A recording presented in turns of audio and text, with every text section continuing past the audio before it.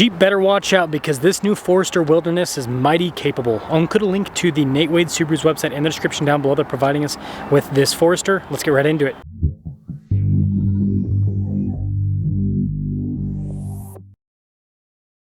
This week's giveaway highlight is a super low mileage manual Ford GT. If you're interested, use code BHC or click the link in the description down below or in the pinned comment. This will give you 4x bonus entries on any donation, $25 or more. Powering this is a 2.5 liter flat 4-cylinder that goes through a CVT. Fuel economy is 24 around town, 28 on the highway, with power outputs being 180 horsepower and then 178 pound-feet of torque. We're closing in on 500,000 subscribers. I'd really appreciate it if you'd help out with that. Just like other Wilderness models, you have the blacked out decal to help out with glare. And then I love the headlight design of the new Forester. I think it looks really sharp. And of course you got the Wilderness fog lights there and then the gold accenting. This has 9.3 inches of ground clearance and the front end has been sculpted for approach angle. Then not only does this look cool, but it's got a lot of practicality built in. Tire and wheel setup is 265 by 60 by 17. You've got really nice blacked out wheels. Now a lot of people say the Wilderness packages aren't that capable off-road. These tires are meant for mild off-roading and mostly initial ride quality. If you're going to do serious off-roading in your Wilderness, just get more aggressive all-terrain tires. Easy fix. Wilderness badge on the side, and you can see the mirror cap has that nice kind of like metallic gray, and this is something that's not going to get scratched up easy off-road. More gold at the top with the roof rails, but there's your side profile. You can see again this thing sits pretty high. When it comes to key fob features, we have our lock and unlock function, the opening for the hatch, and it has a nice weighted feel to it. I will admit I do like the gold. Cargo cover built in from the factory, and you've got this nice tab to throw down the seat, which is quick. And you'll note the seat folds down pretty flat into the cargo area, and looking at the space, you could easily sleep back here. I mean, unless you're like super tall, but most people, you could sleep back here. The new taillights here with the Wilderness package and then another Wilderness badge below. It even has an itty-bitty receiver hitch at the very bottom. Anyways, that'll cap things off for the exterior. Let's now check out the interior. This is cool with the soft touch. You got the Subaru Wilderness tag too. Now the seats are not perforated or anything, so they're going to be easier to clean. You've got this little star pattern. Let me zoom in there so you can see that. Legroom back here is great. Got the double storage pocket set up. USB ports in the rear, and then you do have plenty of headroom back here. Keyless entry for up front, and let's pop in. Heated mirrors is always a plus. The front two windows are automatic, and then you've got more of that kind of rugged Wilderness trim. Wilderness again on the headrest, and then you've got the same star pattern down the seat. Power adjustable with lumbar support. The passenger seat surprisingly is actually manual with the adjustment. Let's fire up that four-banger. The steering wheel is soft touch all around. You've got lots of gold, including the stitching. Paddles on the back. They say it has 8 speeds for the CVT. Again, it's not real gears. You do have adaptive cruise control with lane centering. You've got your drive modes for on-road, and then your volume voice command controls on the other side. Just like the hybrid, we have a full digital gauge cluster, which means you can customize the information that is displayed, and it'll also display a little item showing the drive mode there, and I think it also shows you, yeah, with the X mode, once you change that, it'll also kind of change the little animation display. Backup camera there in reverse, and I do believe this has a front cam as well. Yeah, so you got the backup camera and the front camera. As for the rest of the infotainment system, it's Subaru's newer unit, not the newest unit. But anyways, it does have analog controls to the radio, climate on either side. But then items like the heated seats are built into the screen, always accessible at the bottom. And then you notice the X modes there at the top. You have normal, deep snow, mud, snow, dirt. And then as for the rest of the screen, it's pretty quick to respond. There's a little bit of lag though. Got some USB ports, phone charging pad, shifter with more of that gold trim, cup holders are next to it, your parking brake, camera shortcut button. Really nice, rugged feeling trim. Good storage inside, and then you got more of that trim on the dash. Just a sunglass holder up top, and then this does have a very large sunroof. It's not quite a panoramic, but it's also bigger than a normal sunroof. The Wilderness does not come cheap. So $38,385 is the base MSRP, but after a few options added to this, including the receiver hitch, $44,142. Let's see how this Wilderness performs. Forester Wilderness. Now that I've seen the whole package, I do think this is a really good looking car. I think the Subaru actually did a really good job with this newest Wilderness.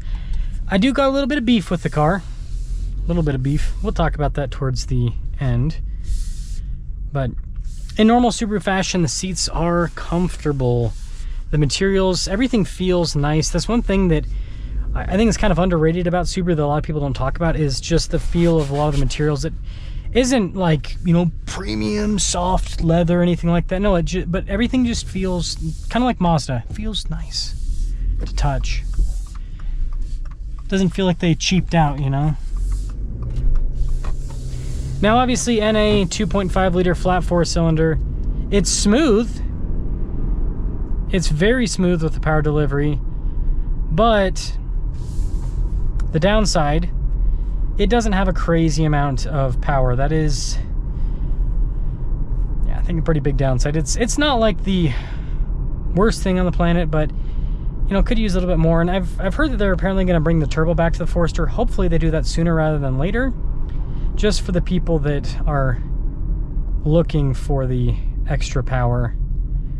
And you know, frankly, I think what they should end up doing is just hybrid and turbo.